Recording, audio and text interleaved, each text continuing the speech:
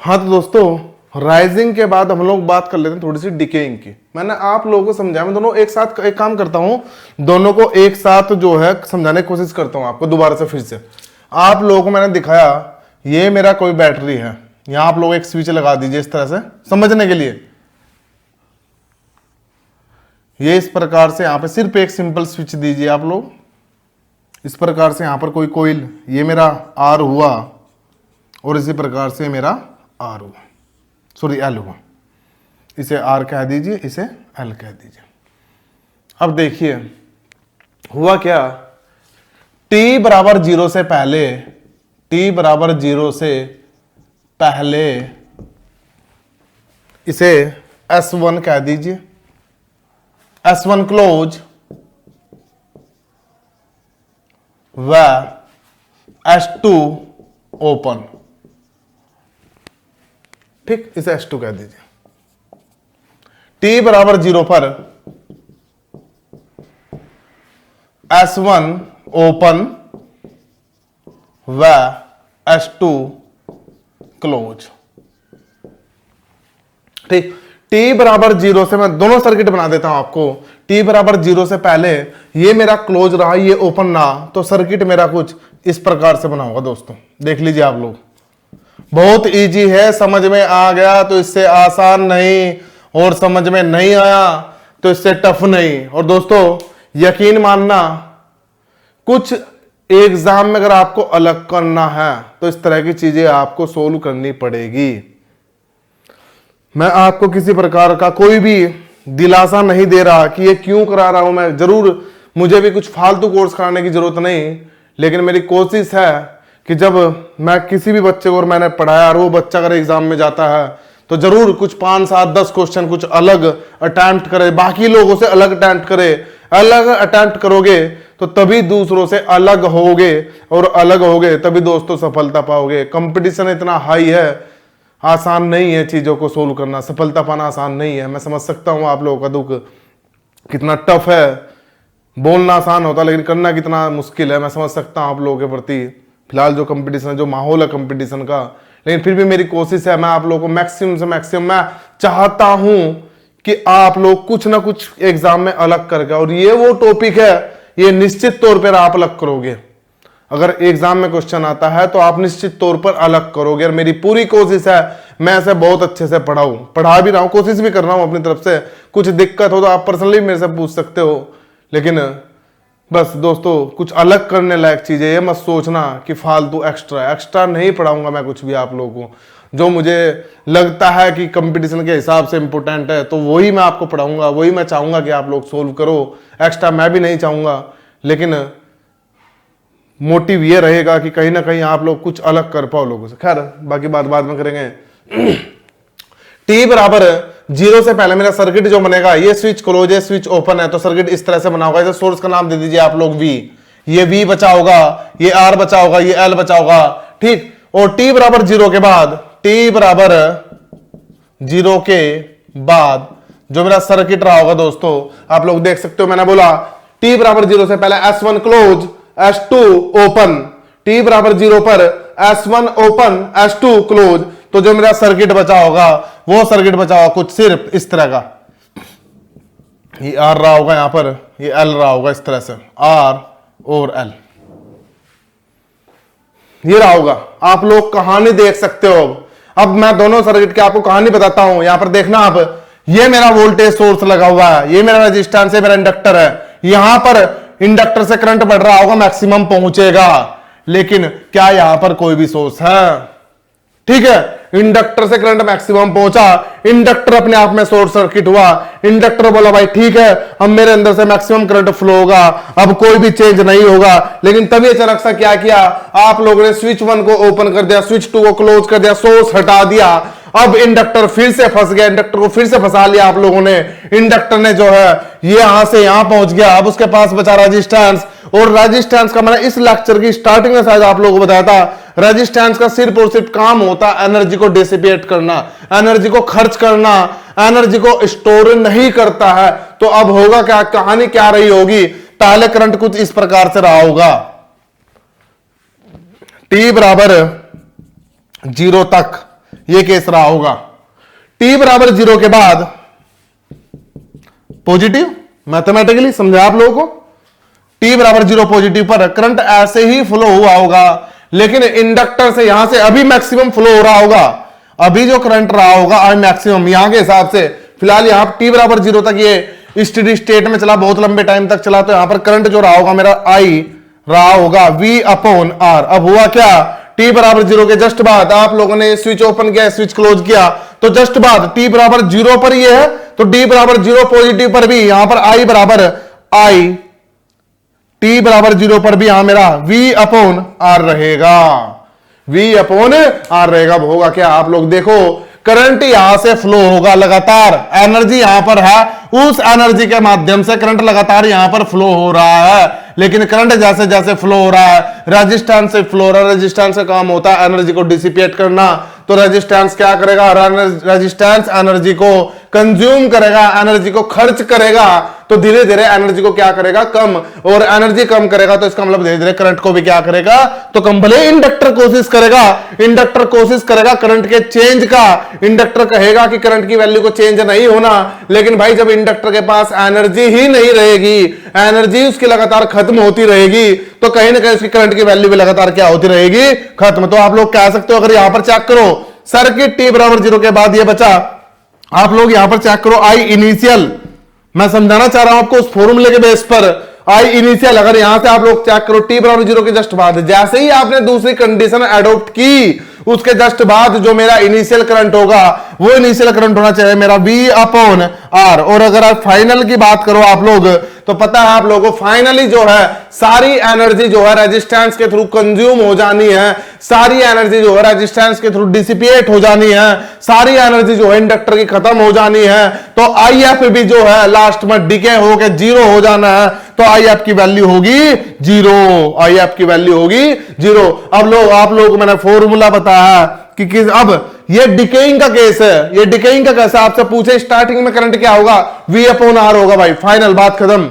अगर आपसे पूछा फाइनल में करंट क्या होगा, एनर्जी बिल्कुल सारी रेजिस्टेंस के थ्रू डिसिपेट हो जाएगी, तो फाइनल करंट होगा 0, एनर्जी सर्किट की 0। लेकिन अगर आपसे इस काम के बीच का 0 से लेके V अपॉन R से लेके करंट स्टार्टिंग में कितना V अपॉन R, बाद में कितना हो रहा है 0, अगर आपसे बोले भाई करंट V अपॉन R से 0 होने के बीच, करंट V अपॉन R से 0 होने के बीच किसी पर्टिकुलर मोमेंट पर करंट की क्या वैल्यू रही होगी, तो वो जो करंट की वैल्यू रही होगी वो फाइंड आउट करने के लिए अब आपको फॉर्मूला का यूज करना पड़ेगा।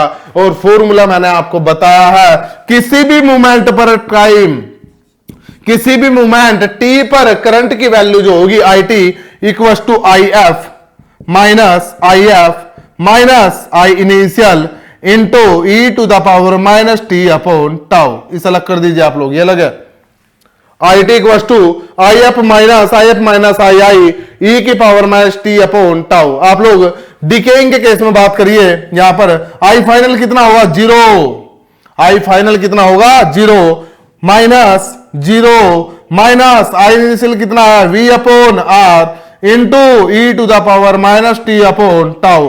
तो आप लोग देखो यहां पर IT इक्वल टू जो मेरा होगा वो होगा V upon R into e to the power minus t upon tau. ये रहा मेरा डिकेइंग के लिए, किसी इंडक्टर से करंट किस प्रकार से किस बिहेवियर में जो है डिकेइंग होगा वो ये आप लोग देख सकते हो। IT equal to V upon R e की power minus t upon tau. तो यहां से अगर ग्राफ भी इसका बनाना चाहो तो इसका जो ग्राफ होगा e की पावर माइनस x जैसा होगा, e की पावर माइनस x जैसा आप शो कर सकते हो। मैथमेटिक्स आप लोगों ने पढ़ी होगी, जिस प्रकार से e की पावर, ये तो कांस्टेंट हुआ मेरा, जिस प्रकार से e की पावर माइनस x का ग्राफ होता है उस प्रकार से मेरा ग्राफ जो होगा जो डिकेइंग के केस में IT का होगा। ठीक दोस्तों, तो यहां तक आप लोगों को मैंने राइजिंग पढ़ा दिया, मैंने डिकेइंग पढ़ा दिया। अब मैं एक न्यूमेरिकल आप लोगों को कराऊंगा, उसके बाद मैं टाइम कांस्टेंट के बारे में थोड़ी बात करूंगा। तो न्यूमेरिकल आप लोग लिख लीजिए, इसे नोट डाउन करने के बाद लिखिए आप लोग न्यूमेरिकल। हाँ दोस्तों देखिए, इस तरह से न्यूमेरिकल आप लोगों को दिया है। ठीक, ये मेरा सर्किट डायग्राम है, ये 6 ओम का रेजिस्टेंस है, 8 ओम का रेजिस्टेंस है, 4 हेनरी का इंडक्टर लगा हुआ है, ये 4 ओम का जो है यहाँ पर रेजिस्टेंस है। इस ब्रांच से करंट I1 फ्लो हो रही है, इस ब्रांच से current I2, total sum I कह सकते हो आप लोग। टोटल वोल्टेज सोर्स लगा है जो 20 वोल्ट का है, और स्विच है, स्विच पर इस तरह से एरो लगा हुआ है। तो इस बात को आप लोग देख लीजिए, ऑब्जर्व कर लीजिए। इसका मतलब ये हुआ कि t बराबर 0 पर स्विच क्लोज किया जा रहा है, t बराबर 0 पर स्विच क्लोज किया रहा है। जब क्वेश्चन में पूछता है find I1 and I2 eight t बराबर 0 पॉजिटिव एंड t बराबर इंफिनिटी, यानी कि t बराबर 0 पॉजिटिव, इसे आप चाहो तो ऐसे बोल सकते हो एट इनिशियल, ठीक, इसे बोल सकते हो आफ्टर स्टडी स्टेट। मैथमेटिकली ऐसे रिप्रेजेंट किया जाएगा। और अगर सिर्फ वर्ड्स में लिखना तो इनिशियल का मतलब हुआ जस्ट स्विच क्लोज होने के बाद, और स्विच क्लोज होने के जस्ट बाद आएगा 0 पॉजिटिव। ठीक इसी तरह से t इक्वल्स टू इंफिनिटी मतलब बहुत लॉन्ग टाइम के बाद, उसे हम लिख सकते हैं आफ्टर स्टेडी स्टेट। तो हम पहले फर्स्ट क्वेश्चन करते हैं दोस्तों, एट t बराबर 0 पॉजिटिव। आपका एक बात बताइए आप लोग, जैसे स्विच क्लोज होगा तो क्या मेरा सर्किट इस प्रकार से रहेगा? देख सकते हो आप लोग, सॉरी यहां पर 6 ओम है,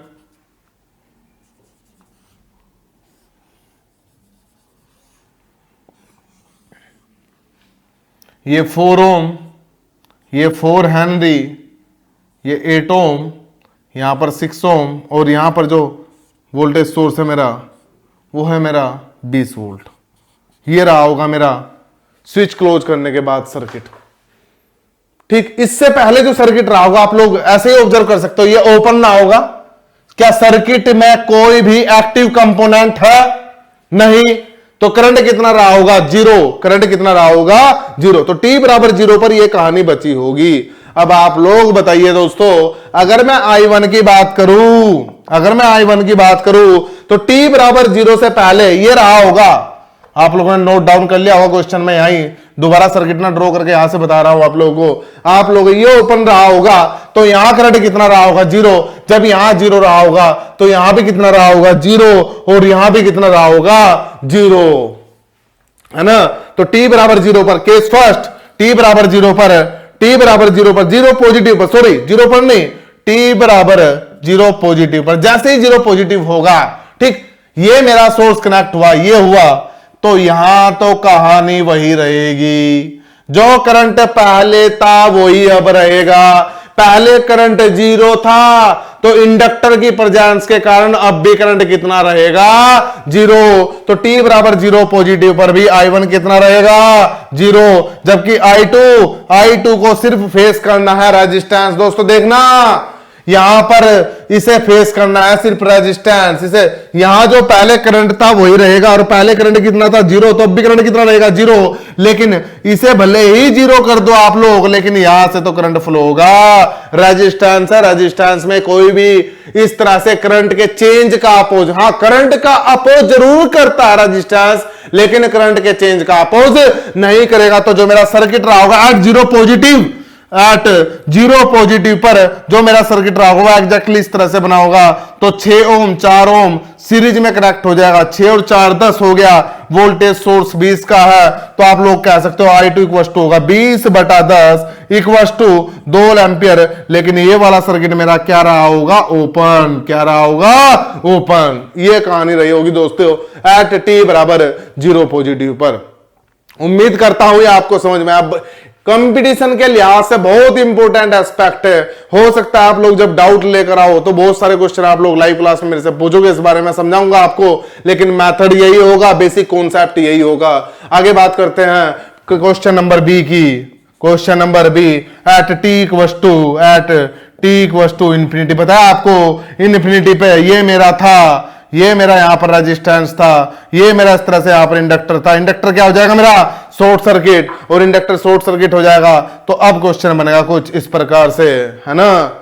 शॉर्ट सर्किट होने के बाद क्वेश्चन बनेगा कुछ इस प्रकार से। यहां पर रहा 8, वहां पर रहा 4। अब आप लोगों को I1 I2 की वैल्यू फाइंड आउट करनी है।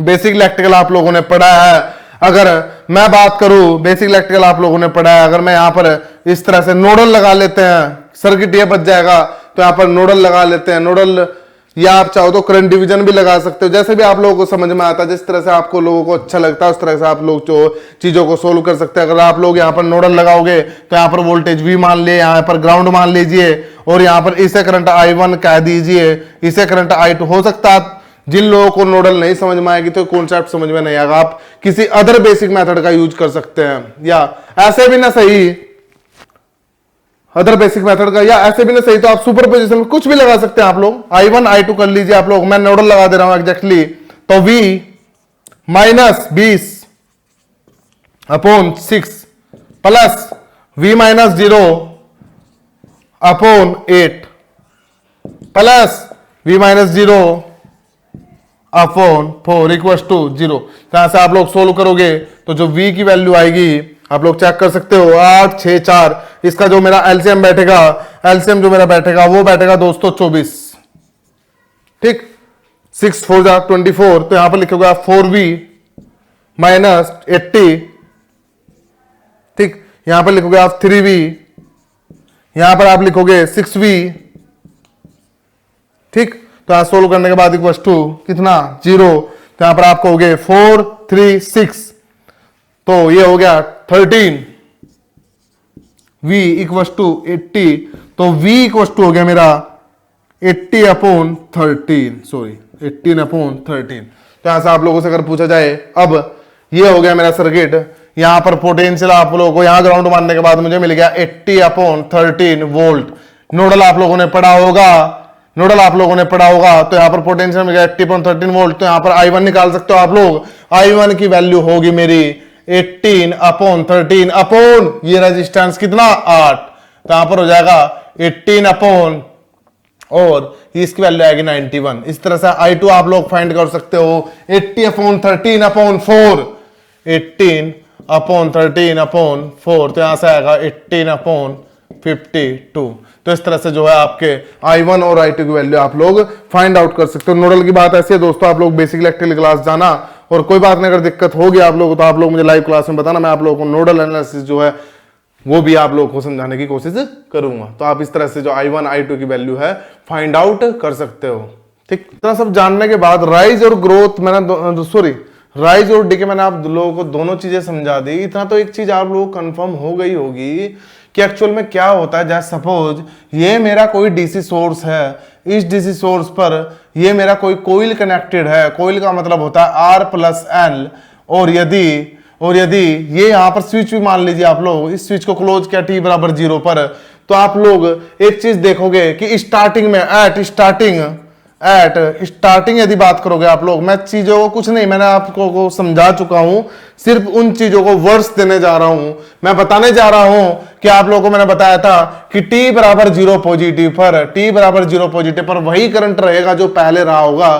तो आप लोग देख सकते हैं यहां पर t बराबर 0 पर स्टार्टिंग में करंट क्या था, 0 से पहले स्टार्टिंग में करंट क्या था 0, तो t बराबर 0 पॉजिटिव पर भी करंट क्या रहेगा 0। तो एट स्टार्टिंग जो होगा, जब यहां पर करंट 0 होगा तो इंडक्टर किस तरह से, भाई करंट 0 है तो इंडक्टर किस तरह से बिहेव कर रहा होगा, इंडक्टर बिहेव कर रहा होगा ओपन सर्किट की तरह। किसकी तरह, ओपन सर्किट की तरह हम कह सकते हैं, क्योंकि करंट 0 है। कहीं पर भी अगर करंट 0 होगा, कहीं पर भी अगर करंट 0 होगा तो करंट सिर्फ तभी 0 हो सकता है जब वहां पर क्या रहा होगा, ओपन सर्किट। तो हम लोग बोल सकते हैं कि स्टार्टिंग में जो है इंडक्टर, स्टार्टिंग में जो है इंडक्टर किसकी तरह बिहेव करेगा,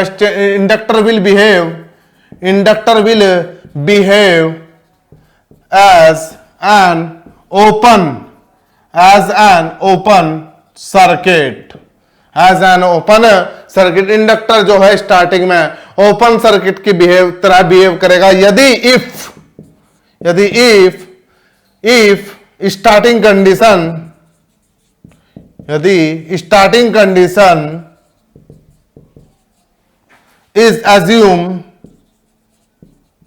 is assumed to be at 0। 0 का मतलब 0 करंट, अगर स्टार्टिंग में आप लोग करंट जीरो मानोगे इंडक्टर से, तो स्टार्टिंग में जो है इंडक्टर बिहेव करेगा ओपन सर्किट की तरह। टी बराबर जीरो से पहले जीरो था करंट, तो टी बराबर जीरो के जस्ट बाद भी या टी बराबर जीरो पॉजिटिव पर भी उसमें जो करंट की वैल्यू रहेगी वो कितनी रहेगी, जीरो। तो हम लोग कह सकते हैं inductor will behave as an open circuit in starting. किसमें, स्टार्टिंग में। स्टार्टिंग में किसकी तरह बिहेव करेगा, ओपन सर्किट की। तो अगर यहां पर वोल्टेज की बात कर लो आप लोग स्टार्टिंग में करंट की वैल्यू जीरो लेकर यहां पर वोल्टेज की बात कर लो, तो जब यहां पर ओपन होगा तो आप लोग अपनी तरफ से वोल्टेज V मान लीजिए दोस्तों, सॉरी V नहीं X मान लीजिए आप लोग इसे। ये मेरा V वोल्टेज है, यहां पर करंट जीरो है, यहां पर करंट जीरो है, तो वोल्टेज, तो कह सकते हो वोल्टेज इसके क्रॉस, भाई यहां करंट जीरो तो ड्रॉप कितना हुआ, जीरो। ड्रॉप कितना हुआ, जीरो। तो यहां पर जो भी टोटल वोल्टेज रहा होगा वो किसके इक्वल आ जाएगा, V के। चाहे तो आप KVL लगा लीजिए, माइनस से plus, plus V minus I into R, plus से minus, minus X equal to zero. अच्छी बात है। I कितना भाई स्टार्टिंग में, जीरो। I कितना है, जीरो।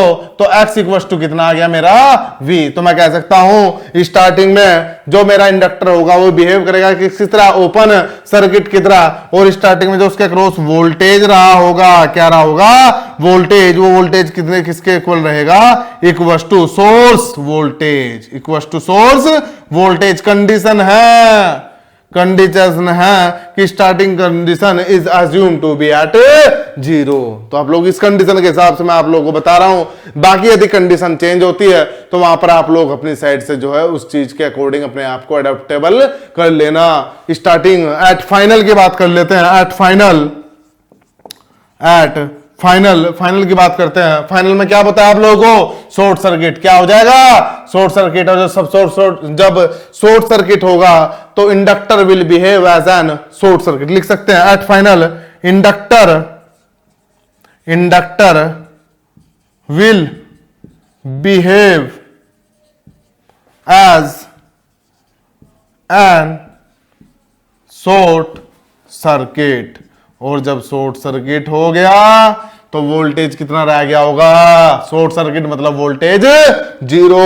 तो voltage equal to short circuit होने पर कहीं पर भी इलेक्ट्रिकल सर्किट में, यदि कहीं पर भी यदि इलेक्ट्रिकल सर्किट में शॉर्ट सर्किट होता है तो शॉर्ट सर्किट मतलब होता है दोनों पॉइंट का वोल्टेज इक्वल, और वोल्टेज इक्वल तो मतलब वोल्टेज डिफरेंस जीरो। तो किसी भी इंडक्टर के क्रॉस, किसी भी इंडक्टर के क्रॉस फाइनल स्टेज या फिर स्टेडी स्टेट में बोल सकते हो। एक ही बात है दोस्तों, फाइनल बोलू स्टेडी स्टेट बोलू, तो स्टेडी स्टेट में जो है इंडक्टर शॉर्ट सर्किट की तरह बिहेव करेगा और वोल्टेज उसके क्रॉस कितनी होगी, जीरो। तो फाइनल की जगह आप चाहे तो लिख सकते हो स्टेडी स्टेट। मेरा फाइनल से मतलब स्टेडी स्टेट से। और अगर अगर इन दोनों के बीच की कंडीशन पूछी जाए, अगर इन दोनों के बीच की कंडीशन पूछे जाए तो वो जो कंडीशन होगी वो होगी आई टी बराबर I F minus I I into e to the power minus T upon tau. यहां से आप लोग फाइनल वैल्यू चेक करिए, यहां से आप लोग इनिशियल वैल्यू चेक करिए, यहां से आप लोग टाइम कांस्टेंट की वैल्यू चेक करिए। और ऐसा करने के बाद आईटी की इक्वेशन में आप लोग रखिए तो आपको किसी भी मोमेंट टी पर जो है करंट की वैल्यू आपको इजीली मिल जाएगी। इस चीजों के बाद दोस्तों हम लोग बात करते हैं, हम लोग लास्ट टॉपिक की तरफ मूव करते हैं। और वो लास्ट टॉपिक है मेरा टाइम कांस्टेंट। मैं बताने वाला था आप लोगों को, बताने वाला था, लेकिन अब लास्ट में उसकी एक साथ बात करते हैं हम लोग। इन सब से पहले मैं आप लोगों को एक हल्की सी चीज और बता देता हूं दोस्तों। ये जो सब कहानी, आज का जो पूरा लेक्चर मेरा चल रहा है, आज का जो पूरा लेक्चर मैं आपको ग्रोथ भी बता रहा हूं, राइज ग्रोथ भी बता रहा हूं, डीके भी मैंने आप लोगों को बता दिया, किसी मोमेंट टी पर आप लोगों को करंट बता दिया। एक बात आप लोग नोट डाउन कर लेना, मैंने बताया इंडक्टर स्टार्टिंग में ओपन सर्किट होगा, फाइनल में शॉर्ट सर्किट होगा, लेकिन ये मैंने बताया नहीं, लेकिन आप लोगों ने ऑब्जर्व किया होगा मैंने सर्किट में हमेशा सोर्स कैसा लगाया, डीसी। कैसा लगाया, हमेशा डीसी सोर्स, हमेशा कैसे लगाया, डीसी सोर्स। तो ये जो मेरी कहानी आज की चल रही है पूरी, ये जो मेरी आज की पूरी कहानी चल रही है, वो पूरी कहानी सिर्फ और सिर्फ किस चीज पर बेस रखती है? वो पूरी कहानी सिर्फ बेस रखती है डीसी सोर्स पर। यदि सोर्स मैं हमेशा ये लगा रहा हूं, हमेशा ये वी या ई लगा रहा हूं, इस तरह सर्किट में कनेक्ट कर रहा हूं। अगर इसकी जगह मैंने सोर्स एसी कर दिया, यदि इसकी जगह मैंने सोर्स एसी कर दिया, तो जो मेरा सब कुछ आज मैंने आपको पढ़ाया है, वो पढ़ाया हुआ कुछ भी एप्लीकेबल नहीं होता। तो इंडक्टर जो स्टार्टिंग में बिहेव करेगा ओपन सर्किट की तरह, वो बिहेव करेगा, लेकिन वो किस सोर्स के लिए करेगा? डीसी सोर्स के लिए। किसके लिए करेगा? डीसी सोर्स के लिए। और फाइनल स्टेज या स्टेडी स्टेट में बिहेव करेगा किसकी तरह करेगा? शॉर्ट सर्किट के लिए, शॉर्ट सर्किट की तरह। लेकिन किसके लिए करेगा? डीसी सोर्स के लिए करेगा। तो ये चीज आप लोग अच्छे से ध्यान रख लेना। अगर सोर्स एसी आता है, अगर सोर्स एसी आता है, तो दोस्तों मेरे हाथ खड़े हो जाते हैं। अब यहां पर आज का लेक्चर कुछ काम नहीं आएगा। अब यहां पर काम आएगा, इन सब के लिए फिर काम आएगा लैपलास। क्या काम आएगा? लैपलास। और ये चीज आप लोग पढ़ोगे कंट्रोल सिस्टम में, वहां से आप लोग ट्रांसफर फंक्शन निकालोगे। ट्रांसफर फंक्शन निकालने के बाद आप लोग रेस्पॉन्स निकालोगे, और रेस्पॉन्स फाइनल आंसर ही होता है। वही सब चीज आप लोग वहां जानोगे। मेरा टॉपिक नहीं है फिलहाल, मैं सिर्फ आप लोगों को डीसी सोर्स के लिए बता रहा हूं, मैंने आपको समझाने की कोशिश की है। तो आप लोग याद रखना बस, ये डी सोर्स के लिए, अगर डी सोर्स लगा हुआ है सर्किट में, तो आप लोग इस थ्योरम को अप्लाई करना। अगर डीसी नहीं है, तो जो मैंने सब कुछ पढ़ा आपको, grow, rise, VT equals to या आईटी इक्वल्स टू, आप लोगों को पढ़ा IT equals to I F minus I I E की power minus T upon tau. तो ये सब सिर्फ और सिर्फ डीसी के लिए एप्लीकेबल है। एसी लगता है तो इस थ्योरम को मत लगाना, फिर आप लोग अपने अलग कॉन्सेप्ट जो लैपलास में आप लोग पढ़ोगे वो सब जानना। तो टाइम कांस्टेंट की बात कर लेते हैं दोस्तों। टाइम कांस्टेंट मैंने आप लोगों को बताया कि आरएल सर्किट के लिए, आरएल सर्किट के लिए, आरएल सर्किट के लिए टाइम कांस्टेंट की इसे टाउ से डिनोट करते हैं, टाउ बोलते हैं, इस तरह से डिनोट करते हैं टाउ। तो टाउ के लिए या कह सकता हूं आरएल सर्किट के लिए जो इसकी वैल्यू होती है वो होती है L upon L equivalent upon R equivalent किसी आरएल सर्किट के लिए। किसके लिए? आरएल सर्किट के लिए। और आरसी सर्किट के लिए बात करें, हालांकि कैपेसिटर मैंने आप लोगों को नहीं पढ़ाया, लेकिन फिर भी रिवाइज करा देता हूं, या थोड़ा सा हो सकता है आप लोगों को कंपटीशन में एक दो क्वेश्चन की हेल्प मिल जाए। आरसी सर्किट की अगर मैं बात करूं, तो उसके लिए जो टाउ की वैल्यू होगी वो होगी मेरी RC, tau equals to RC, इस प्रकार से।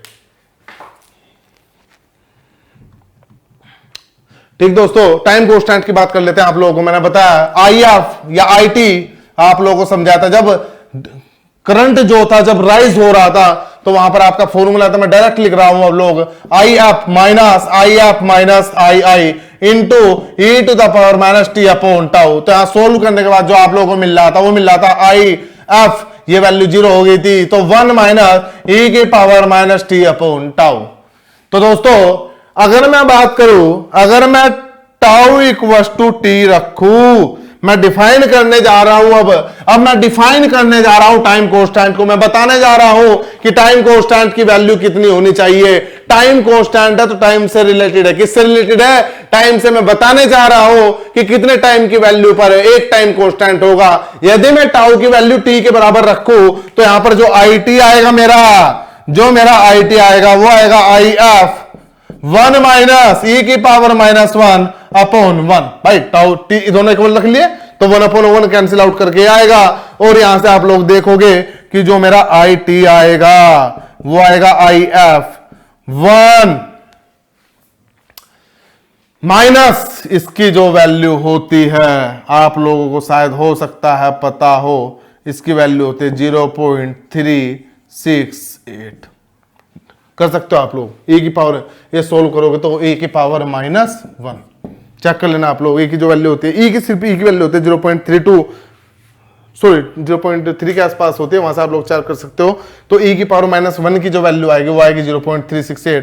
तो यहां सोल्व करने के बाद आप लोगों को मिलेगा आई एफ, इसे भी सोल्व कर लीजिए आप लोग। तो यहां से आप लोगों को मिलेगा 0.632 आई एफ आई टी। ये कहानी, ये करंट है, ये मेरा current I t, I at time t, I at time t कितना 0.632 आई है, फाइनल वैल्यू का 0.632 आई है। तो मैं यहां से बोल सकता हूं कब हो रहा है ये, टी कितना है, ये टी है मेरा टाइम कांस्टेंट के इक्वल, ये टी कितना है मेरा टाइम और कांस्टेंट के इक्वल। तो मैं बोलूंगा एक टाइम के कांस्टेंट के बाद एक टाइम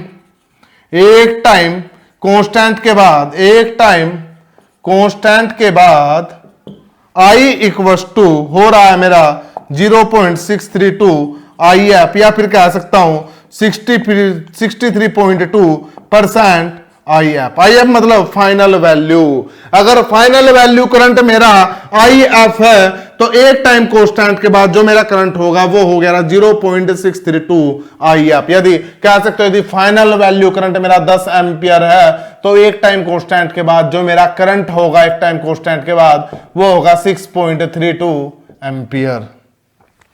इस प्रकार से दोस्तों, तो टाइम कांस्टेंट की डेफिनेशन यदि आप लोग लिखना चाहो तो लिख लीजिए आप लोग। टाइम कांस्टेंट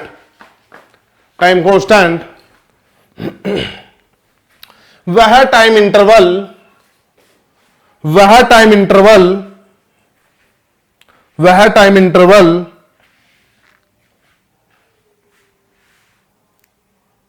जिसमें चार्जिंग के दौरान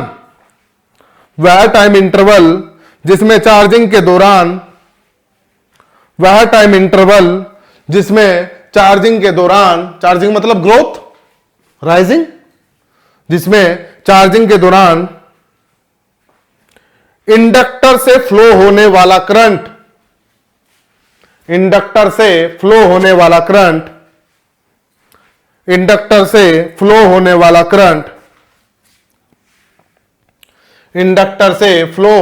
करंट फाइनल करंट का 63.2% फाइनल करंट का 63.2% हो जाएगा। 63.2% हो जाएगा। 63.2% हो जाएगा। और यदि यूनिट की बात करें दोस्तों तो टाइम कांस्टेंट, टाइम हुआ कैलकुलेट किस में कर रहे हो आप लोग, टाइम में, तो जो इसकी यूनिट होगी तो आप लोग लिख लीजिए नीचे चाहिए भी, टाइम कांस्टेंट की यूनिट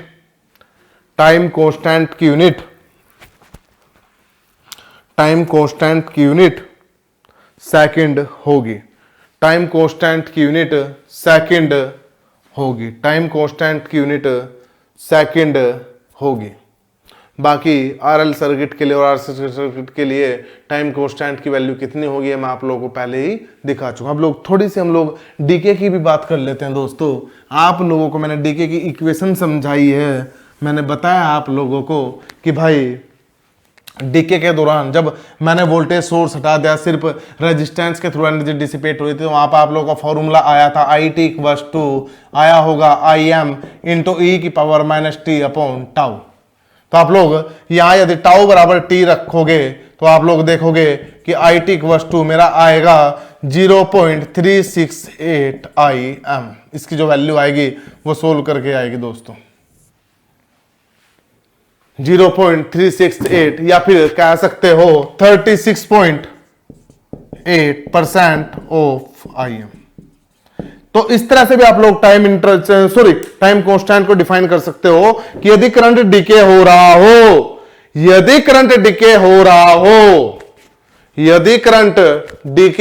हो तो ये आई एम, अब देखना दोस्तों डीके के दौरान ये आई एम जो रहा होगा ये मेरा स्टार्टिंग करंट रहा होगा, क्योंकि अब मुझे जो स्टार्टिंग करंट मिलेगा वो मैक्सिमम मिलेगा स्टार्टिंग में। तो मैं कह सकता हूं कि मेरा स्टार्टिंग करंट का 36.8% रह जाएगा। तो इस तरह से दूसरे तरीके से मैं डिफाइन कर सकता हूं। सपोज स्टार्टिंग में करंट 10 एम्पियर था, तो एक टाउ के बाद एक टाइम के कांस्टेंट के बाद में फाइनल करंट 0 होना है, तो एक टाइम कांस्टेंट के बाद अब जो मेरा करंट रह जाएगा वो रह जाएगा 3.68 एम्पियर। जबकि अगर राइज हो रहा तो मतलब 10 एम्पियर जा रहा होता है, यहां 10 से 0 जा रहा है दोस्तों। यहाँ जो है 10 से भाई डीके हो रहा है तो 10 से 0 नीचे जाएगा, कम होगी वैल्यू। यहाँ 0 से 10 मतलब इंक्रीज हो रहा है, जब इंक्रीज होगा तो टाइम कांस्टेंट की जो वैल्यू होगी वो होगी 0.632 एम्पियर। इस तरह से आप लोग ऑब्जर्व कर सकते हो। बाकी एक दो न्यूमेरिकल और मैं आप लोगों को टाइम कांस्टेंट के बेस पर ठीक सेम कांस्टेंट जो सेम कॉन्सेप्ट है वो जो जिस तरह का भी ये कॉन्सेप्ट है उसी तरह कॉन्सेप्ट मेरा कैपेसिटर के लिए एप्लीकेबल होता है। बस वहां पर आप लोग देखना, वहां पर आई की जगह आप लोग रख लेना वी, तो वहां पर एक टाइम कांस्टेंट के बाद जो वी टी आएगा वो आएगा मेरा 0.638 वी टी। कब? फाइनल, सॉरी ये वी एम कह सकते हो फाइनल का, यानी कि जो है वास्तव में जब एक्चुअल में कुछ फाइनल वैल्यू आती है उस टाइम पे। और एक बात और मैं आप लोगों को बता देता हूं, मैंने आप लोगों को फार्मूला बताया है, आप लोगों को बताया I t equals to I F minus I I into e to the power minus T upon tau. ये फॉर्मूला मैंने आप लोगों को सिर्फ करंट के लिए बताया। यदि आप इंडक्टर की वोल्टेज भी चाहोगे, तो उसके लिए ये फॉर्मूला करंट वोल्टेज सबके लिए एप्लीकेबल है, इंडक्टर कैपेसिटर सबके लिए एप्लीकेबल है। यदि आप लोग यहां पर करंट के बजाय वोल्टेज की बात करोगे, इंडक्टर के क्रॉस वोल्टेज कितनी रही होगी भाई? शुरू में मैक्सिमम रही होगी, लास्ट में कितनी होगी? फाइनल। क्योंकि लास्ट में क्या हो जाता है मेरा शॉर्ट सर्किट, लास्ट में जो मेरा इंडक्टर है वो आर था, ये एल था, तो इंडक्टर जो है मेरा शॉर्ट सर्किट हो रहा था, तो फाइनल जो वोल्टेज होगी वो कितनी होगी? 0। तो आप लोग वहां पर चेक कर लेना, वी टी इक्वल टू भी मेरा फॉर्मूला इसी तरह से लगेगा, V F minus V I into e to the power minus T upon tau. तो आप लोग देखना, जब मैं चार्ज कर रहा हूंगा, जब मैं राइज कर रहा हूंगा, तो फाइनली इंडक्टर जो है मेरा शॉर्ट सर्किट होगा, और शॉर्ट सर्किट होगा तो मेरा वी एफ कितना रहा होगा? 0। और इनिशियली मैंने आप लोगों को बताया था सोर्स के इक्वल, किसके इक्वल? सोर्स के इक्वल। तो यहां से आप लोग वीटी चेक कर सकते हो, जो मेरा वीटी होगा वो वीटी मेरा हो जाएगा 0 minus V into e to the power minus T upon tau. तो फॉर्मूला निकल के आएगा V into e to the power minus T upon tau. मैं आप लोगों को सिर्फ ये समझा रहा हूं, इस फॉर्मूले की अहमियत बता रहा हूं। आप लोग चाहे इंडक्टर के लिए करंट के लिए अप्लाई कर लीजिए, चाहे इंडक्टर के लिए वोल्टेज के लिए अप्लाई कर लीजिए, और चाहे कैपेसिटर के लिए आप लोग वहां पर चार्जिंग डिस्चार्जिंग पढ़ते हैं। अगर मैं आप लोगों को कैपेसिटर पढ़ाऊंगा तो मैं बताऊंगा आप लोगों को फॉर्मूला। चार्जिंग डिस्चार्जिंग पढ़ते हैं, चार्जिंग डिस्चार्जिंग में करंट की किसी भी मोमेंट पर वैल्यू, वोल्टेज की किसी भी मोमेंट पर वैल्यू, या चार्ज की किसी भी मोमेंट पर जो वैल्यू होगी वो आप लोग इस फॉर्मूले से डायरेक्टली फाइंड आउट कर सकते हैं। तो इस फॉर्मूले के बाद अब मैं आपको टाइम कांस्टेंट के ऊपर जो है एक दो न्यूमेरिकल करा देता हूं, जिस तरह से एग्जाम में थोड़ा सा इंपोर्टेंट होता है उस तरह से बता देता हूं आप लोगों को।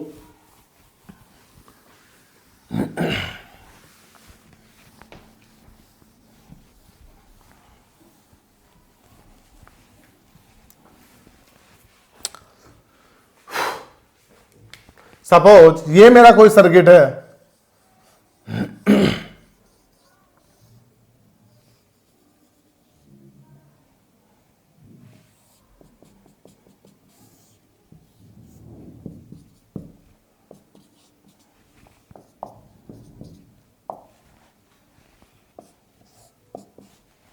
Find time constant. मुझे पता है टाइम कांस्टेंट की वैल्यू होती है मेरे L equivalent upon R equivalent. अब देखिए आप लोग, एल दोनों किस में कनेक्टेड है दोस्तों? सीरीज में। किस में कनेक्टेड है? सीरीज में। आप लोगों को समझा है, यहां म्यूचुअल कपलिंग की कोई किस तरह की बात नहीं हो रही, तो आप लोग कंसिडर भी मत करना, दिमाग भी मत लगाना। तो यहां पर एल इक्विवेलेंट जो मेरा होगा वो होगा L1 प्लस L2, वो होगा मेरा L1 प्लस L2। उसी तरह से आर दोनों किस में कनेक्टेड है? सीरीज में। तो इक्विवेलेंट जो आर होगा मेरा वो होगा R1 प्लस R2। तो जो मेरा टाउ आएगा, टाइम कांस्टेंट आएगा, वो आएगा मेरा L1 plus L2 upon R1 plus R2। जल्दी से नोट डाउन कीजिए। एक आध न्यूमेरिकल और मैं आप लोगों को कराने की कोशिश करता हूं।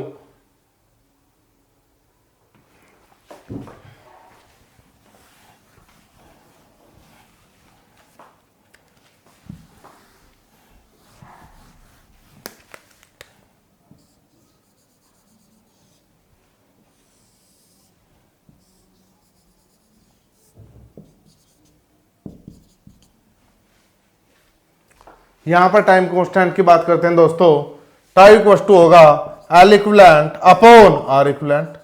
देखिए दोनों किस में? सीरीज में। ये दोनों किस में? पैरेलल में। ये दोनों किसमें है, पैरेलल में। तो यदि मैं L इक्विवेलेंट की बात करूं तो L इक्विवेलेंट होगा मेरा L1 प्लस L2, और यदि मैं R इक्विवेलेंट की बात करूं तो R इक्विवेलेंट होगा मेरा R1 into R2 upon R1 plus R2। तो इस तरह से यदि यहाँ पर टाइम कांस्टेंट आप लोग निकालना चाहो तो लिख सकते हैं यहाँ पर equals to L1 plus L2 upon R1 into R2, ये ऊपर चल जाएगा तो यहाँ लिख देंगे R1 प्लस R2। तो इस तरह से दोस्तों आप लोग टाइम कांस्टेंट के ऊपर जो है न्यूमेरिकल अगर आता है, कभी वैल्यू में आता है तो वैल्यू में आप लोग सोल्व कर सकते हो। तो दोस्तों मेरी साइड से जो मैग्नेटिक सर्किट में वो यहां तक था। मैंने कोशिश किया आप लोगों को मैक्सिमम से मैक्सिमम बताने की। मैंने आपको मैग्नेट बताया, मैग्नेटिक फील्ड बताया, कैसे निकालना बायोट सावर्ट लॉ वो बताया, मैग्नेटिक फोर्स बताया, लेफ्ट हैंड रूल बताया, राइट हैंड रूल बताया। ये सब चीज जो है, जो भी मैंने आपको पिछले लास्ट 8 या 9 लेक्चर में जो भी मैंने आप लोगों को पढ़ाया है, मैं समराइज करूंगा 15 से 20 मिनट की क्लास में। उसकी स्पेशल एक वीडियो मैं आप लोगों के लिए जो है बनाऊंगा, उसमें दिखाऊंगा सबको। फाइनली आप लोगों को दिखाऊंगा कि मैंने क्या पढ़ा।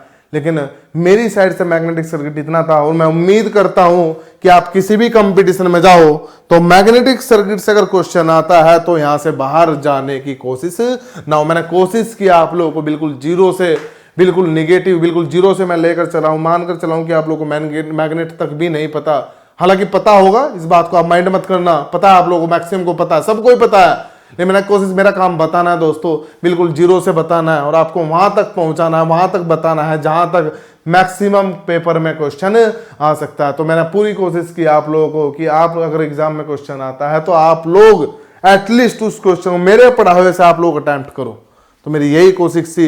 इन सब चीजों के बाद एक छोटी वीडियो मैं आप लोगों के लिए बनाऊंगा। उस वीडियो में मैं दिखाऊंगा आप लोगों को कि मैंने जो पिछले 7, 8 या 9 लेक्चर में जो भी कुछ पूरा मैग्नेटिक सर्किट में पढ़ाया उसे समराइज करूंगा मैं, और समराइज करने के बाद जो है मैं नेक्स्ट टॉपिक स्टार्ट करूंगा आप लोगों के सामने।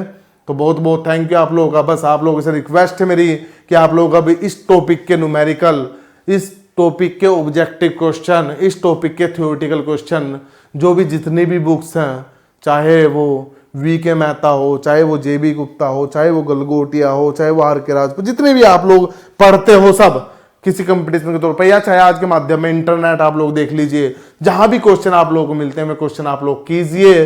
जितने क्वेश्चन आप लोग करोगे उसकी आपकी जो अप्रोच इस टॉपिक के प्रति, वो अप्रोच उतनी ज्यादा कॉन्फिडेंट होगी। और इस कॉन्फिडेंस के बारे में भी मैं आप लोगों को कभी बताऊंगा किस तरह से पेपर में कॉन्फिडेंस मायने रखा। तो बस मेरी आपसे यही रिक्वेस्ट है कि आप लोग इसके जितने मैक्सिमम क्वेश्चन हो सकते हैं वे कीजिए। और जल्दी मैं लाइव क्लास लूंगा, लाइव क्लास के माध्यम से आप लोगों की जो भी प्रॉब्लम होगी इस टॉपिक से रिलेटेड, वो प्रॉब्लम मैं आप लोगों को लाइव क्लास के माध्यम से बताऊंगा। तो बस आप लोगों से रिक्वेस्ट है, आप इसके अब लग जाइए। टॉपिक खत्म, आप लोग क्वेश्चन कीजिए, जैसा भी क्वेश्चन है, जिस भी लेवल का हो, जिस भी लेवल का हो, आप लोगों को क्वेश्चन अटेम्प्ट कीजिए। जहां नहीं होगा वहां मैं आप लोगों के साथ खड़ा हूं लाइव क्लास में। तो मैग्नेटिक सर्किट कंप्लीट करने के बाद अब हम लोग थोड़ा जो लास्ट मैंने 8 या 9 लेक्चर आपको इस टॉपिक या इस कोर्स के ऊपर जो लिए हैं, उन सभी को जो लेक्चर, उन सभी लेक्चर का एक रिव्यू, एक समरी जो है आपको मैं बता देता हूं कि हमने किस लेक्चर में क्या पढ़ा। अगर हम लोग लेक्चर नंबर 1 की बात करें तो हमने सबसे पहले मैग्नेट जाना। हमने जाना कि मैग्नेट क्या होता है। मैग्नेट वह मटेरियल होता है जो किसी लोहे के कणों को अपनी ओर क्या करता है, आकर्षित। उसके बाद हमने आर्टिफिशियल और नेचुरल के बारे में बात करी। मैंने बताया आपको नेचुरल ओर की फॉर्म, नेचुरल ओर की फॉर्म में मिलता है और उस ओर का नाम होता है मैग्नेटाइट। आर्टिफिशियल की बात करें तो आर्टिफिशियल जो होता है या तो किसी चुंबक से किसी मटेरियल को रगड़कर, लोहे को रगड़कर उस लोहे में मैग्नेट के गुण आ जाते हैं, उसे आर्टिफिशियल कहते हैं। या फिर एक बहुत प्रॉपरली जो आपको बताया था मैंने, जो जनरली मशीन में यूज होता है वो होता है इलेक्ट्रोमैग्नेट। किसी कोर के ऊपर, किसी इस प्रकार से कोर के ऊपर यदि मैं वाइंडिंग लपेटूं तो वाइंडिंग लपेटने के बाद उसमें यदि करंट फ्लो कराया जाए तो इस कोर में एक मैग्नेट के गुण आ जा रहे थे। इस तरह की जो मैग्नेट थी उसे क्या बोल रहे थे हम लोग, इलेक्ट्रोमैग्नेट। उसके बाद मैंने इलेक्ट्रोमैग्नेट की स्ट्रेंथ आप लोगों को बताई थी। मैंने बताया था जो इसकी स्ट्रेंथ होगी वो होगी Ni/L।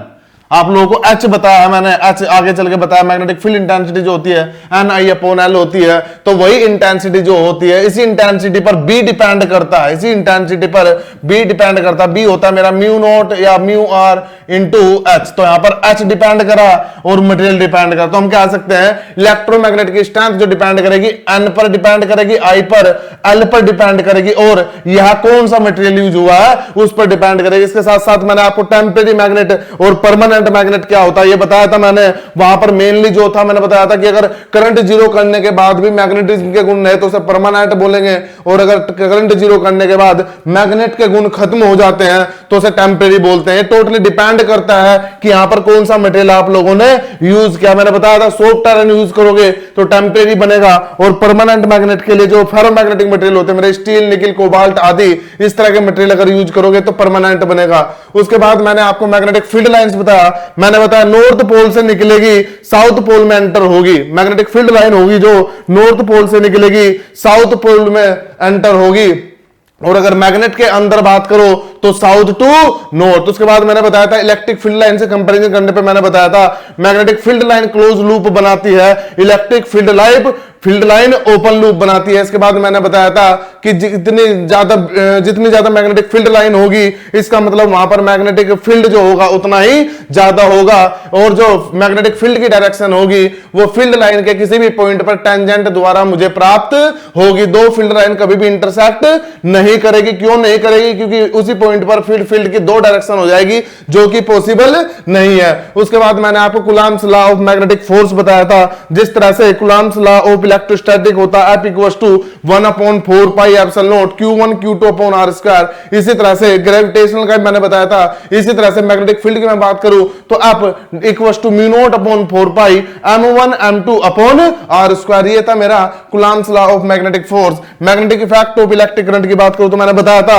यदि कोई करंट कैरिंग कंडक्टर है या कोई करंट कैरिंग कंडक्टर है तो इसके आसपास हमेशा एक क्या बनेगा? Magnetic field. और उस मैग्नेटिक फील्ड की जो डायरेक्शन मिलेगी वो डायरेक्शन मुझे मिल रही थी, क्योंकि फील्ड है वेक्टर क्वांटिटी है, तो वेक्टर क्वांटिटी तो एक तो उसके डायरेक्शन की बात होगी, एक उसके मैग्नीट्यूड की बात होगी। पहले हमने डायरेक्शन की बात की थी, लेक्चर 1 में हमने डायरेक्शन की बात की थी, और उसमें मैंने बताया था आपको किसी भी करंट कैरिंग कंडक्टर द्वारा अगर आपको मैग्नेटिक बनने वाले मैग्नेटिक फील्ड की डायरेक्शन फाइंड आउट करनी है तो उसके लिए आप right hand thumb rule use करोगे। और राइट हैंड थंब रूल जो राइट हैंड थंब रूल है मेरा वो ये कहता है कि अपना राइट हैंड इस प्रकार से होल्ड करो कि अंगूठा और ये एनसर्कल्ड जो फिंगर है मेरी ये एक दूसरे के परपेंडिकुलर इस तरह से हो। और अगर ये अंगूठा करंट की डायरेक्शन दिखाएगा तो ये उंगलियां मैग्नेटिक फील्ड की डायरेक्शन दिखाएगी, या फिर वाइस वर्सा। वाइस वर्सा का मतलब अगर कोई जैसे कोयल का केस होगा तो कोयल में उंगलियां जो होगी करंट की डायरेक्शन दिखाएगी और थंब मेरा जो होगा वो फील्ड की डायरेक्शन दिखाएगा। उसके बाद मैक्सवेल रूल बताया था, जिस तरह से एक स्क्रू टाइट करने का रूल होता है ऐसे करके हम लोग टाइट करते हैं तो ये तो उसका रोटेशन हो गया और ये उसका मूवमेंट हो गया। तो ये भी मैग्नेटिक फील्ड की डायरेक्शन ही बताता है। अगर करंट या फील्ड में से एक चीज कोई एक क्वांटिटी मेरा रोटेशन रिप्रेजेंट कर रही होगी तो एक उस स्क्रू का आगे या पीछे का मूवमेंट शो कर रहा होगा, उसे भी किस नियम द्वारा बताया जा सकता है? मैक्सवेल रूल द्वारा। अब इसी प्रकार से हम दोस्तों लेक्चर नंबर 2 की यदि बात करें तो लेक्चर नंबर 2 मैंने सबसे पहले आपको मैग्नेटिक फ्लक्स बताया। फ्लक्स क्या होता है? 1 मीटर स्क्वायर एरिया से नंबर ऑफ फील्ड लाइन जितनी पास हो रहेगी वो किसकी वैल्यू होती है? मैग्नेटिक फ्लक्स की। और बताया था 1 वेबर अगर फ्लक्स है उसकी यूनिट वेबर होती है, मैग्नेटिक फ्लक्स की जो यूनिट होती है वो वेबर होती है। और अगर कहीं पर 1 वेबर फ्लक्स है तो इसका मतलब ये होगा कि 1 मीटर स्क्वायर एरिया से 10 की घात 8 10 टू द पावर 8 जो फील्ड लाइंस होगी मेरी वो उसे 1 मीटर स्क्वायर एरिया से पास हो रही होगी। उसके बाद मैंने आपको फील्ड डेंसिटी बताया था। फील्ड डेंसिटी बताया था आपको flux, magnetic flux upon area, और B equals to phi upon A cos theta. Generally जो होता है कोस थीटा जनरली होता है, 3 केस बताए थे आप लोगों को, लेकिन जनरल जो हम लेते हैं B equals to phi upon A into cos theta लेते हैं। तो बताया था थीटा जो होता है एंगल होता है प्लेन के नॉर्मल और फील्ड लाइन के बीच। उसके बाद आप लोगों को mm बताया था, mm कुछ नहीं होता number of turns into current. वह फोर्स mm वह force number of turn into NI, mm मतलब एमएमएफ को अगर मैथमेटिकली आप लोग रिप्रेजेंट करो तो N इंटू आई, और वह फोर्स होती है जो रिस्पॉन्सिबल होती है किसके लिए? किसी भी मैग्नेटिक सर्किट में फ्लक्स के सेटअप के लिए। उसी प्रकार से H की बात करो, इंटेंसिटी की बात करो, मैग्नेटिक फील्ड इंटेंसिटी, तो इसकी जो वैल्यू थी वो मैंने बताई थी MMF per unit length of core NI upon L। शुरू में बात हुई वहां भी बात होगी। उसके बाद आप लोगों को परमेबिलिटी मैंने बताया था। परमेबिलिटी होता है कहीं पर भी मैग्नेटिक किसी मैग्नेटिक मीडियम में मैग्नेटिक फील्ड डेंसिटी का मैग्नेटिक फील्ड इंटेंसिटी से जो रेशियो होगा मैग्नेटिक फील्ड डेंसिटी का इंटेंसिटी यानी कि B अपॉन H जो होगा उसे हम लोग बोल रहे थे परमेबिलिटी। क्या बोल रहे थे? मीडियम की परमिएबिलिटी। उसके बाद मैंने आप लोगों को बताया था कि स्टैंडर्ड की जो परमिएबिलिटी तो उसे हम स्टैंडर्ड सॉरी एयर की जो परमिएबिलिटी होती है उसे हम स्टैंडर्ड मानकर चलते हैं और उसकी जो वैल्यू होती है वो होती है 4 पाई इंटू 10⁻⁻7 हेनरी पर मीटर। उसके बाद मैंने आपको रिलेटिव परमिएबिलिटी बताई थी, किसी भी मीडियम की परमिएबिलिटी एयर की तुलना में, किसी भी मीडियम की परमिएबिलिटी एयर की तुलना में जितने गुना होगी वह उसकी क्या कहलाएगी, रिलेटिव परमिएबिलिटी। रिलेटिव परमिएबिलिटी एक यूनिट लेस क्वांटिटी होती है, जबकि एब्सोल्यूट परमिएबिलिटी एक यूनिट वाली क्वांटिटी होती है जिसकी यूनिट होती है जनरली हेनरी पर मीटर। उसके बाद मैंने आपको 3 टाइप के मटेरियल बताए थे, डाया, पैरा, फेरो। तीनों की यदि बात करो, डाया, पैरा, फेरो, तीनों की एक टेबल बनवाई थी, बताया था यदि म्यू आर लेस देन 1 होगा तो वो कौन होगा, डाया। यदि म्यू आर 1 से हल्का सा बड़ा होगा तो वो कौन होगा, पैरा। और यदि म्यू आर 1 से बहुत ज्यादा बड़ा होगा तो वो कौन होगा, फेरो। उसके बाद आपको बताया था इस टाइप के मटेरियल को अगर आप एक्सटर्नल मैग्नेटिक फील्ड में रखोगे तो एक हल्की सी रिपल्सिव फोर्स लगेगी। कैसी फोर्स लगेगी, हल्की सी रिपल्सिव। पैरा को रखोगे तो हल्की सी अट्रैक्टिव फोर्स लगोगे, फेरो को रखोगे एक्सटर्नल मैग्नेटिक फील्ड में तो एक लार्ज फोर्स लगेगी। तीसरा पॉइंट मैंने आप लोगों को बताया था, डाया को रखोगे तो जो फील्ड लाइन होगी हल्का सा बाहर को निकलने की कोशिश करेगी कि मैग्नेटिक फील्ड जो है, मैग्नेटिक फील्ड लाइन जो मेरी मटेरियल के अंदर से पास ना हो। पैरा में थोड़ी बहुत पास करे, कोशिश करेगी जो आसपास की लाइन है वे भी अंदर को बैंड हो जाए, अंदर को मटेरियल के अंदर को पास हो जाए। फेरो में कोशिश करेगी टोटल सारी फील्ड लाइन मटेरियल के अंदर से पास हो। उसके बाद मैंने आप लोगों को इनके एग्जाम्पल भी बताए थे। डाया में मैंने बताया था आप लोगों को कि मेरा जो भाई कॉपर होता है वो डाया में आता है।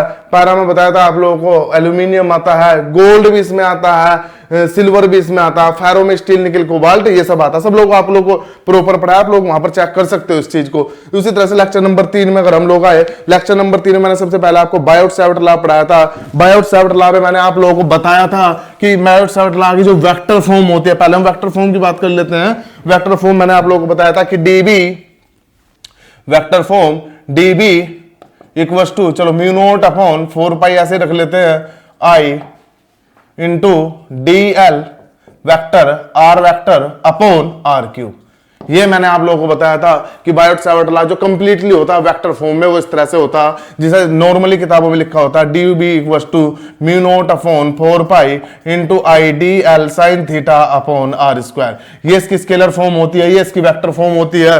वेक्टर फॉर्म का मतलब होगा वो मैग्नीट्यूड भी बताएगा और यहाँ के हिसाब से वेक्टर का प्रोडक्ट लेने के हिसाब से, जैसे आप लोगों को बताया है ए से बी की तरफ मूव करोगे, जैसे बताया दो वेक्टर का वेक्टर प्रोडक्ट कैसे निकालते हैं उस डायरेक्शन के हिसाब से आप लोग डायरेक्शन भी निकाल सकते हो। लेकिन हम लोगों ने क्या किया, हम लोगों ने बायोट-सैवर्ट लॉ जनरली इस हिसाब से मैग्नीट्यूड निकाला और जो आपको लास्ट लेक्चर में, जो आपको फर्स्ट लेक्चर में, sorry last to last first lecture में आपको right hand palm rule, right hand thumb rule बताया था, वहां से हमने क्या निकाली, डायरेक्शन। तो बायोट-सैवर्ट लॉ का यूज करने के बाद मैंने ये कोई मेरा स्टेट कंडक्टर है, इस स्टेट कंडक्टर से इस पॉइंट पी पे मैंने इस स्टेट कंडक्टर द्वारा इस पॉइंट पी पर मैग्नेटिक फील्ड डेंसिटी की वैल्यू निकाली थी। और आप लोगों को याद हो तो मैग्नेटिक फील्ड इंटेंसिटी की जो वैल्यू मेरी आई थी वो आई थी म्यू नॉट अपॉन 4 पाई, ठीक, इंटू आई, यहां पर sine phi 1 plus sine phi 2।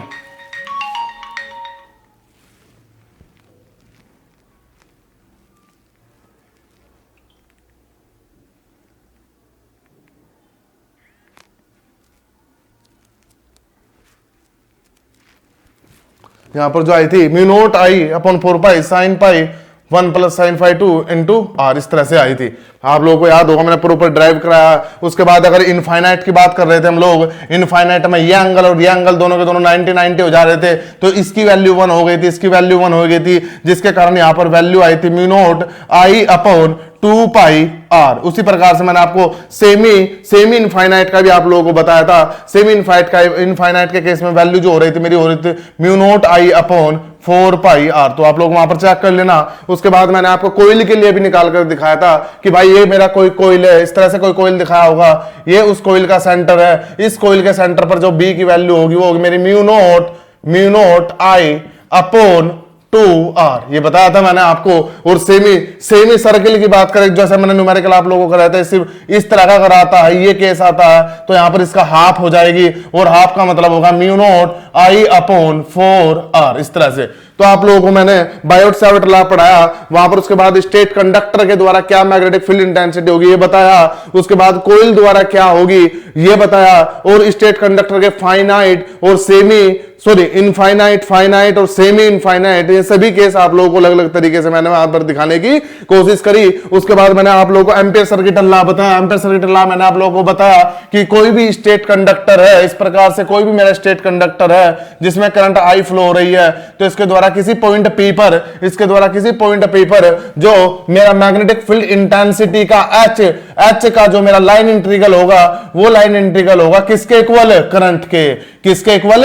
Current के। या फिर कह सकते हो कि बी का इस पॉइंट बी पर जो लाइन इंटीग्रल होगा, इस पॉइंट पी पर बी का जो लाइन इंटीग्रल होगा वो इक्वल टू होगा मेरा म्यू नॉट I के। तो इस तरह से मैंने आपको एम्पियर सर्किट लॉ भी पढ़ाया, और वहां से शायद कोइल के लिए, कोइल नहीं, स्टेट कंडक्टर के लिए आप लोगों को दिखाया भी कि किस तरह से हम बी या एच की वैल्यू फाइंड आउट कर सकते हैं। तो दोस्तों यहां तक हमने लेक्चर नंबर 3 के बारे में जाना।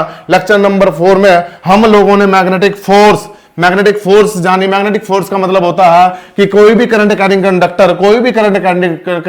कंडक्टर यदि किसी मैग्नेटिक फील्ड में रखा जाता है, कोई भी करंट कैरिंग कंडक्टर यदि किसी मैग्नेटिक फील्ड में रखा जाता है, तो उस कंडक्टर के ऊपर एक फोर्स लगेगी। एक क्या लगेगी? फोर्स। और मैंने बताया यही प्रिंसिपल नॉर्मली डीसी मोटर में यूज होता है। और उस फोर्स की मैंने जो वैल्यू आप लोगों को बताई थी F इक्वस टू मेरा जो आया था वो आया था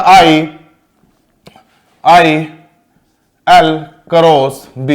ये था मेरा वेक्टर फॉर्म। स्केलर फॉर्म की बात करो तो F equals to B I L into sine theta. हर क्वांटिटी का, हर पैरामीटर का एक अपना लगा आप लोगों को बताया था। बी मतलब मैग्नेटिक फील्ड डेंसिटी, आई मतलब करंट, एल मतलब कंडक्टर की लेंथ, और थीटा मतलब एंगल होगा किस किस के बीच? बी और लेंथ एल के बीच। तो आप लोगों को ये बताया था मैंने। उसके बाद ये सब बताने के बाद आपको ये तो मैग्नीट्यूड की बात हुई, ये तो मैग्नेटिक फोर्स के मैग्नीट्यूड की बात हुई। इसके डायरेक्शन की बात करो तो फ्लैंगिंग लेफ्ट हैंड रूल से आपकी जो है मैग्नेटिक फोर्स की डायरेक्शन निकल रही थी, और वो मैग्नेटिक फोर्स की जो डायरेक्शन थी उसे हम लोग निकाल रहे थे फ्लेमिंग्स लेफ्ट हैंड रूल से। फ्लेमिंग्स लेफ्ट हैंड रूल ये कहता है यदि मैं अपना लेफ्ट हैंड इस प्रकार से होल्ड करूं, कि अगर मेरा थंब, फोर फिंगर व मिडिल फिंगर तीनों आपस में एक दूसरे के म्यूचुअल परपेंडिकुलर हो, और यदि मेरा ये फोर फिंगर फील्ड की डायरेक्शन दिखा रहा हो, मिडिल फिंगर करंट की डायरेक्शन दिखा रहा हो, तो मेरा थंब किसकी डायरेक्शन दिखाएगा? मैग्नेटिक फोर्स की। तो मैग्नेटिक फोर्स की डायरेक्शन आप लोगों को मिल जाएगी, वहां से आप लोग रोटेशन की डायरेक्शन निकाल सकते हो। तो इस प्रकार से मैंने आप लोगों को मैग्नेटिक फोर्स के बारे में बताया, लेफ्ट हैंड रूल के बारे में बताया। 3D क्वेश्चन आप लोगों को बताया था कि सपोज एक कोई इलेक्ट्रॉन मेरा एक्स एक्सिस के लोंग जा रहा है, फील्ड मेरा वाई एक्सिस के लोंग जा रहा है, तो फोर्स मेरी किस डायरेक्शन में लगेगी आप लोगों को बताया था। जिसके लोंग जो जा रहा है इस तरह से एक्सिस बना लेने हैं, ये मेरा एक्स एक्सिस हुआ, ये मेरा वाई एक्सिस हुआ, ये इस प्रकार से मेरा जेड एक्सिस हुआ। तो जिसके लोंग जो भी मूव कर रहा है वो बना लीजिए। लेफ्ट हैंड रूल देख लीजिए लगाने के बाद, जिधर मेरा थंब जाएगा उधर मेरी फोर्स की डायरेक्शन जाएगी। तो आप लोग देख लेना कि कौन से एक्सिस के लोंग जा रही है। एक्स ऐसे जाता है, वाई ऐसे जाता है, और जेड ऐसे जाता है। बताया था चीज आप लोगों को मैंने। उसके बाद मैंने आप लोगों को बताया force between two state conductor, force between ये दो करंट कैरिंग कंडक्टर है इस प्रकार से। तो मैंने बताया था कि भाई इस तरह से अगर जा रहा है तो करंट की क्या, फोर्स की क्या वैल्यू रही होगी और क्या डायरेक्शन रही होगी। तो वहां पर जो फोर्स पर यूनिट लेंथ आया था, एफ पर लेंथ, वहां पर आया था mu naught I1 into I2 upon 4πr। कुछ इस तरह से रिलेशन जो है आया था मेरा। आप लोग देख सकते हो दोनों करंट का प्रोडक्ट आया था। उसके बाद अगर दोनों में करंट की डायरेक्शन से मतलब फोर्स कैसी लग रही थी? अट्रैक्टिव। और अगर करंट अपोजिट हो गई तो फोर्स कैसी लग रही थी? रिपल्सिव। इसका जो कॉन्सेप्ट होता है वो आप लोग देख सकते हो। ये कंडक्टर 1 है, ये कंडक्टर 2 है, और ये जो कंडक्टर 2 है ये कंडक्टर 1 के फील्ड में रखा है। तो वहां पर जो कंडक्टर 2 पर जो फोर्स लगेगी वो लगेगी B1 into I2 into L into sine theta. जिस तरह से आप लोगों को प्रॉपर डेरिवेशन मैंने कराया था वहां से आप लोग चेक कर सकते हो। करंट अगर सेम डायरेक्शन में होगा तो force attractive, current opposite direction में होगा तो फोर्स रिपल्सिव।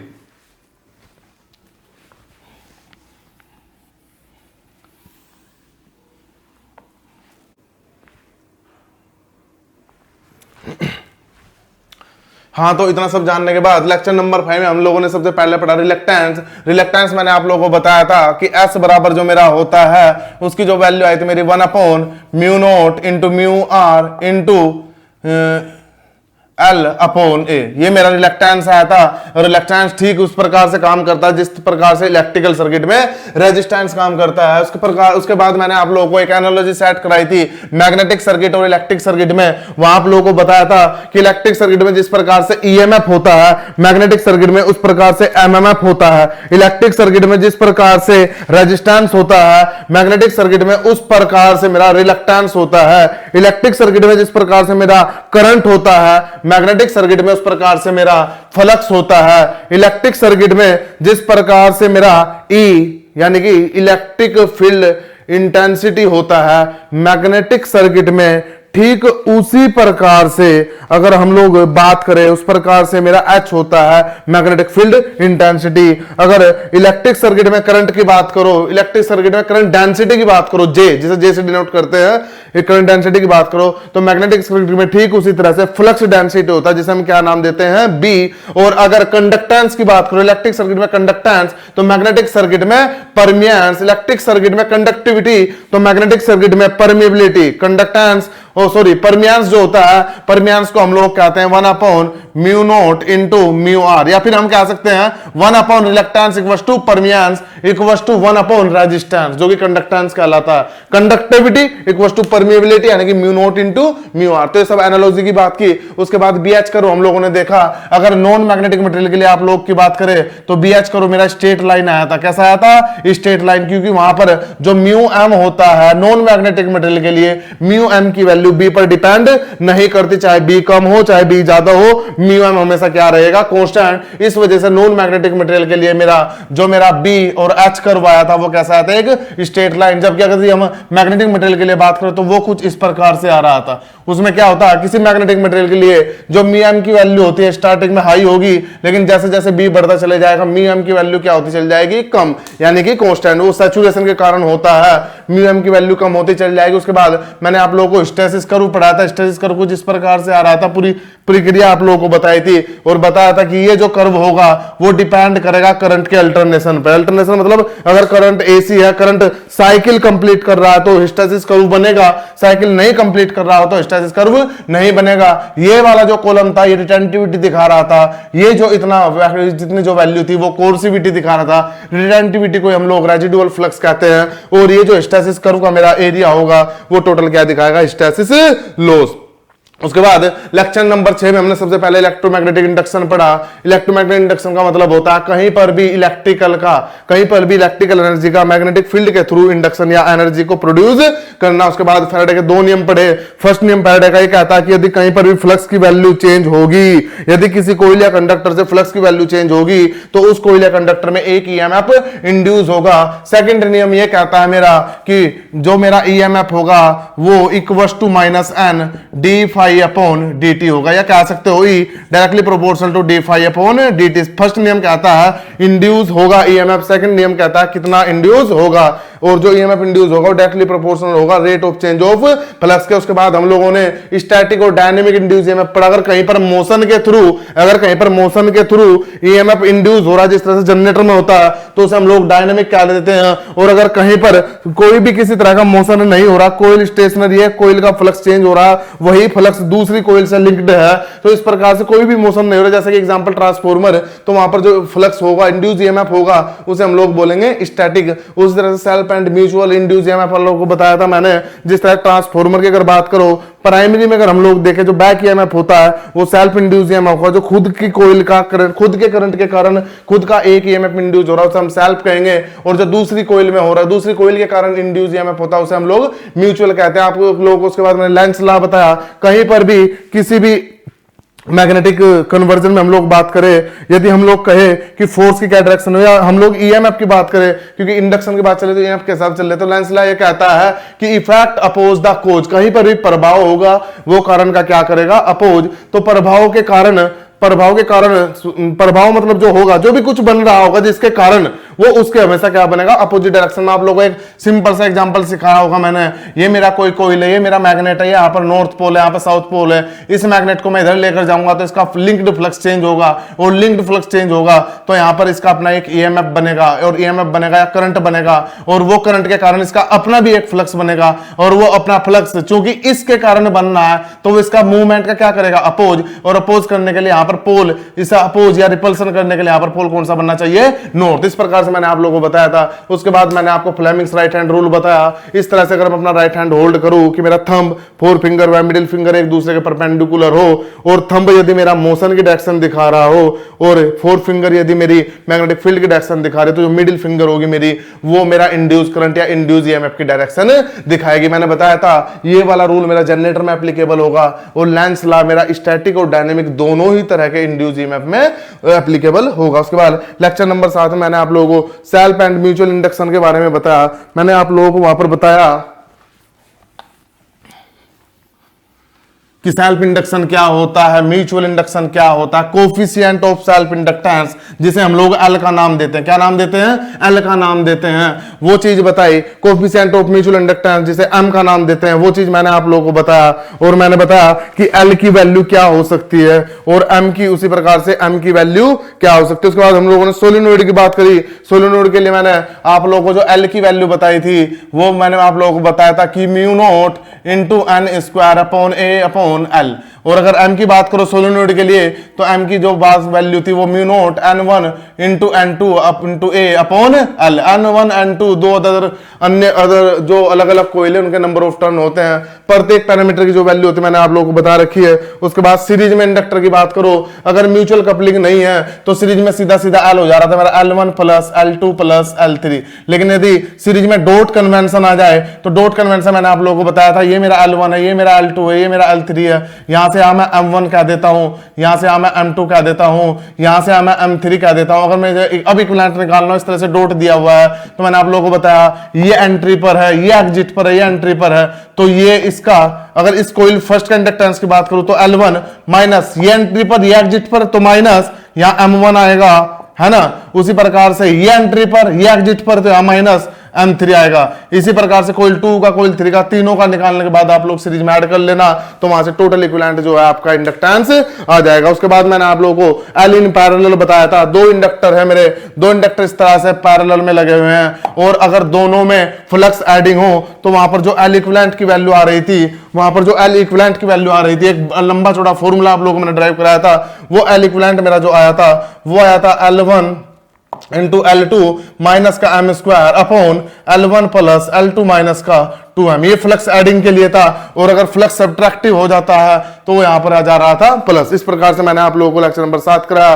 लेक्चर नंबर 8 में आप लोगों को मैंने रिलेशन पढ़ाया L एंड M के बीच। मैंने बताया आप लोगों को कि जो M होगा मेरा वो K under root L1 into L2 होगा। L1 कोइल फर्स्ट का सेल्फ इंडक्टेंस, L2 कोइल 2 का self inductance, M mutual inductance, और K कोफिशिएंट ऑफ कपलिंग। उसके बाद मैंने आप लोगों को इंडक्टर की एनर्जी पढ़ाई, हाफ Li स्क्वायर, और एनर्जी होती है किसमें स्टोर होती है, मैग्नेटिक फील्ड में। उसके बाद वेव फॉर्म टाइप के आपको क्वेश्चन कराए कि किस तरह की करंट वेव फॉर्म देने पर किस तरह का आउटपुट वोल्टेज आपको मिलेगा। जैसे आप लोगों को बताया ट्रायंगल दूंगा तो रेक्टेंगुलर मिलेगा, उसी प्रकार से स्क्वायर दूंगा तो क्या मिलेगा, साइनसोइडल दूंगा तो क्या मिलेगा, ये आप लोग देख सकते हो। Rising and DK of current पढ़ा, बहुत इंपॉर्टेंट टॉपिक है जो मैंने पढ़ा। आप लोगों को फॉर्मूला बताया डायरेक्ट, मैंने बताया कि IT बराबर IF minus II into e to the power minus T upon tau. ये आपको लगाना है, ये फॉर्मूला आपको लगाना है। फाइनल वैल्यू चेक करनी है क्या रही होगी, इनिशियल वैल्यू ऑब्जर्व करनी है कि क्या रही होगी, टाउ आप लोग कैलकुलेट कर सकते हो। उसके बाद जो भी समीकरण बनेगी वो समीकरण आप लोग निकाल सकते हो। सोल्व हो रही तो अच्छी बात है, नहीं तो हो सकता है ऑप्शन में आपको इक्वेशन ही पूछे मैक्सिमम टाइम। उसके बाद टाइम कांस्टेंट बताया। टाइम कांस्टेंट मैंने बताया कि एक टाइम अगर राइज करंट हो रहा है, LR सर्किट के लिए बात करो, RL सर्किट के लिए बात करो, तो टाइम कांस्टेंट की वैल्यू होती है L अपॉन R। और इसके बाद एक टाइम कांस्टेंट के बाद जो वैल्यू हो जाएगी करंट की, अगर जीरो से आई जाना है, अगर करंट को जीरो से आई जाना है तो एक टाइम कांस्टेंट के बाद वैल्यू हो जाएगी 0.632 आई। और अगर डीके होना है, आई से जीरो पर जाना है, तो एक टाइम कांस्टेंट के बाद वैल्यू हो जाएगी 0.368 आई। तो इस प्रकार से मैंने जो है आपको डिफरेंट टॉपिक जो है इस कोर्स में कराया। उम्मीद करता हूं कि आप लोगों को मैं काफी कुछ यहां पर सिखाने के थोड़ा सा सिखा पाया हूँगा और कोशिश करूंगा दोस्तों मैं कि यहाँ पर आपको जो डिफरेंट टाइप के क्वेश्चन है, जो इन टॉपिक से, जो 8 या 9 लेक्चर जो कंप्लीट मैग्नेटिक सर्किट से रिलेटेड क्वेश्चन है, वो क्वेश्चन मैं करा सकूं। अब आप लोगों का ये कोर्स यहाँ पर कंप्लीट होता है। आप लोग डिफरेंट बुक आप लोग देखोगे तो बहुत सारी बुक है, वीके मैथ में देखोगे तो 3-4 चैप्टर अलग से दिए, आपको अलग से क्वेश्चन मिल जाएंगे, 200-300 क्वेश्चन मिल जाएंगे। इंटरनेट पर आप जाओगे तो अलग से क्वेश्चन मिल जाएंगे आपको। जेपी गुप्ता वगैरह में देखोगे, अगर बेसिक इलेक्ट्रिकल के कोर्स के अंदर आप देखोगे तो आपको मैग्नेटिक सर्किट के क्वेश्चन मिलेंगे, बेसिक ट्रांसफॉर्मर में मिलेंगे। तो जहां भी आपको मिल रहे हैं भी क्वेश्चन आप लोगों को मिलने में क्वेश्चन आप लोग कीजिए, और जहां पर भी डाउट आता है आप लोग मेरे से पर्सनल या कमेंट के थ्रू, जैसे भी आप लोग कांटेक्ट करने के आपके पास डिफरेंट माध्यम हम लोग प्रोवाइड कराएंगे, उस तरह से कांटेक्ट करके आप लोग जो है, या लाइव क्लास भी हम लोग ले सकते हैं, लेंगे, इनफैक्ट कोशिश करेंगे हम लोग लेने की।